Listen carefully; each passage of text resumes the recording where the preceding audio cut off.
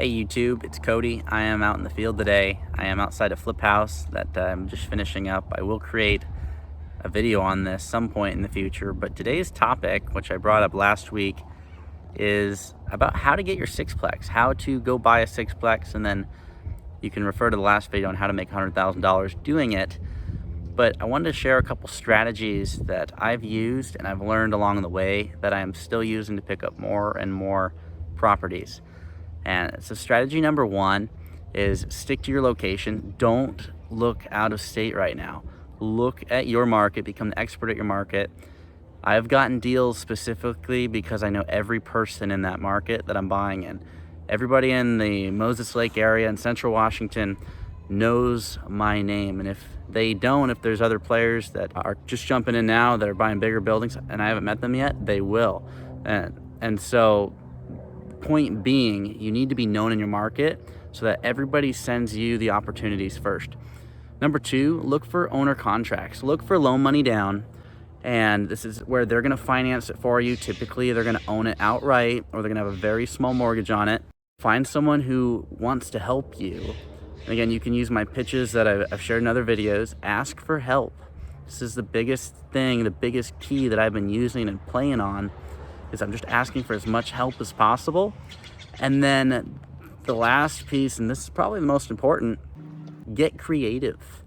And by that, I mean, you don't have to put money down in the beginning. If you do an owner contract, you can do zero down. Let's say they want some money down though, do a partial pay down in year 2 or 3. Instead of going and borrowing that down payment from someone else using hard money at 12%, if they're gonna finance it for you at 4, 5, 6%, borrow 100% of the purchase price and do a partial pay down of, let's say, $25,000, $30,000 in year 2 or year 3. And by that time, if you're buying in good locations and you're really analyzing your deal, you're gonna have some equity built up, but you're gonna have some cash flow that's building up in the meantime that you can use to do that partial down payment. You don't need to borrow it at some high interest rate. Find ways to get creative, and whether you do zero down and partial pay downs or you borrow the down payment, put that down payment that you're borrowing against the real estate, put the liability on the real estate, and let that investor know, hey, if I can't pay you back, you take the property.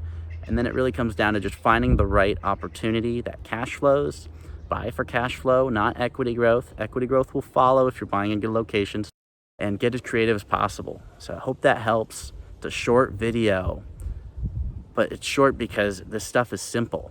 Keep it simple. It's not easy. People that say it's easy real estate, I would run, but it is simple. So if you follow the strategy, just look in good locations, stay local to where you're at, make everyone know that you are their guy or gal, and then get creative. Find ways to do low money down. It is possible. I've done it, and you can do it too. You just have to be creative. And whether you do the partial pay down in the future, or you actually get zero money down or 5% down, 10% down, this thing is possible and you can do it today.